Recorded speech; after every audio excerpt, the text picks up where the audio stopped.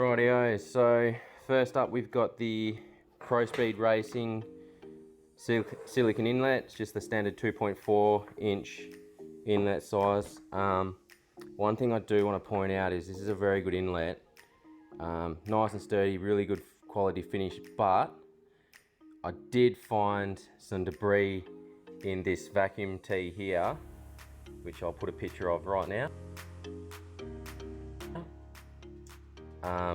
Which is why I just want to highlight, guys, these are good quality parts and everything, but you really need to go over this stuff with a fine tooth comb, because that bit of debris would have wrecked my brand new turbo, so it wouldn't have been a very fun time. But anyway, good quality stuff. It was sort of not really anyone's fault. If I hadn't have checked it and it gone through the turbo, it would have been on me, so that's just how it is. Moving on, 1000cc injectors, because we are going E85.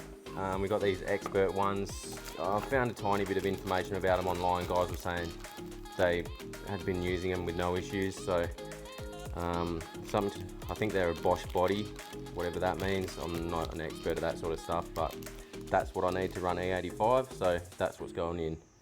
And we've got the twinscroll uppipe bracket. If anyone's wondering, that's your part number. I got it from a place called MAA or something like that from Japan.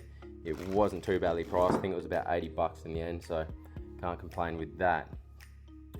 So anyway, we've got the motor here. I did start pre-prepping it. I have removed the shroud that sits over the top of the fuel rail here.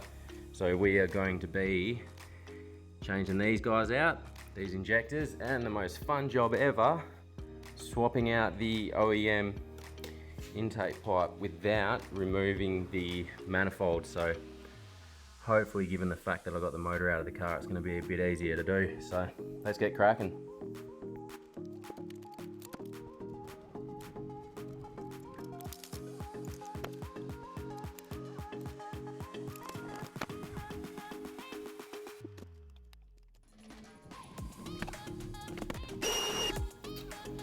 Rightio, so we've got the first two injectors pulled out. Can't remember off the top of my head what cc they are, but even decapped. I'm not sure if you can do these ones. They're not going to be big enough for what we need. So got the new 1000cc's.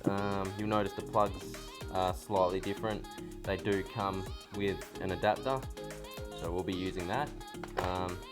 Otherwise, dimension wise they line up really well, so pretty happy. What I'm going to do is put a tiny bit of the rubber grease on these O-rings up here, the ones that slide into the fuel rail, to make sure that they get a really nice fit, because the last thing we want is a fuel leak. No worries.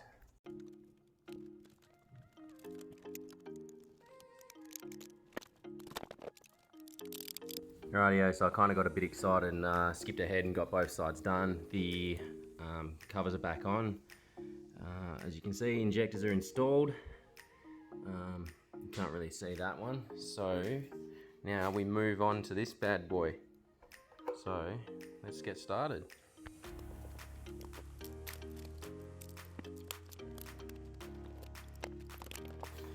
Rightio, a lot easier than I thought it was getting it out. It's out. I ended up just snapping off a few of the barbs just to make it a little bit easier, because this will be going in the bin. But that gives you a pretty good indication, pretty good comparison of why we're doing the swap. As you can see, there's a lot more real estate inside this one, so hopefully it just leads to some good gains. Rightio, so we've got to get that in there. Hello. Wish me luck.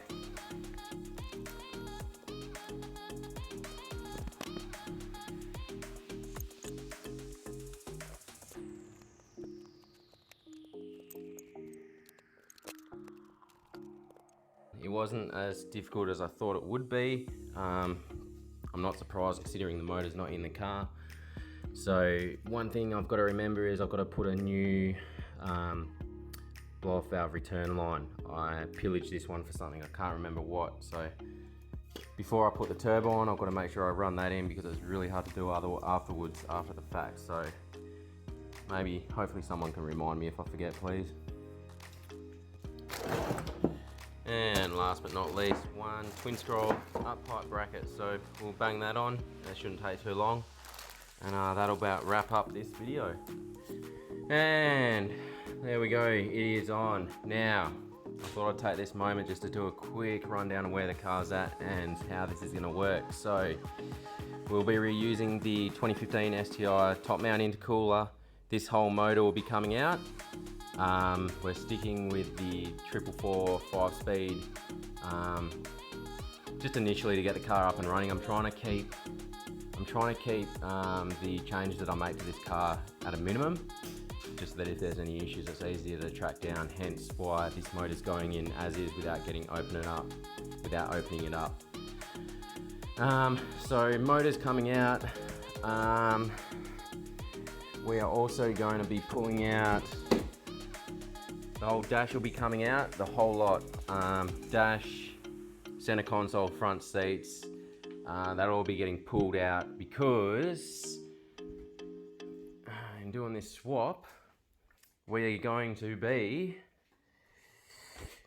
ta-da, we're going in an 06 WRX interior, so we're swapping in a full dash center console.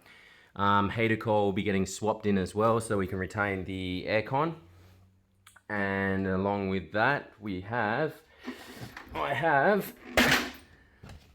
complete wiring loom for an 03 WRX, so we'll be using the front half of that. So we'll be doing a wiring loom swap in the engine bay and under the dash. Basically, the reason for that is to try and make the engine swap as much of a plug and play as possible.